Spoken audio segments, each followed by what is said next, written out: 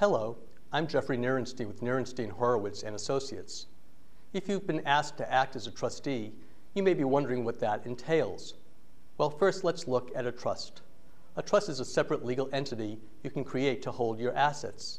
The titles to these assets are legally transferred to the trust, where they're managed by a trustee. The trustee is usually the original owner of the assets and has chosen to transfer them to the trust for a variety of reasons. Depending upon the type of trust, it can protect the assets from creditors, keep the estate out of probate, or even just streamline the distribution process after the trust maker dies. But you can also be asked by a friend or family member to serve as trustee.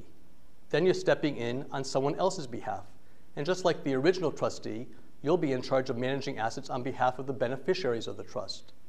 Now, this is a very important job. If there's real estate held by the trust, then the trustee has the power to rent it, lease it, or sell it. If the trust contains investments, then the trustee decides what to do with them. Because the trustee is controlling property for the benefit of others, there's a high standard of good faith, honesty, and loyalty that comes with the job. Your decision should always be in the best interest of the beneficiaries of the trust and in accordance with the rules of the trust. Fortunately, a trust comes with some instructions.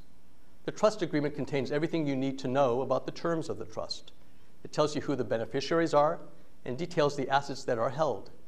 It also tells you what to do with those assets. Maybe you're managing them until the beneficiaries reach adulthood. Perhaps you're supposed to distribute a percentage of the assets each year based upon certain achievements or milestones. Whatever the trust maker had planned, it's all documented in the trust agreement. Your job as the trustee will be to ensure that these instructions are followed at all times. Now, sometimes the instructions are vague or don't cover certain circumstances. This is when an estate planning attorney comes in handy.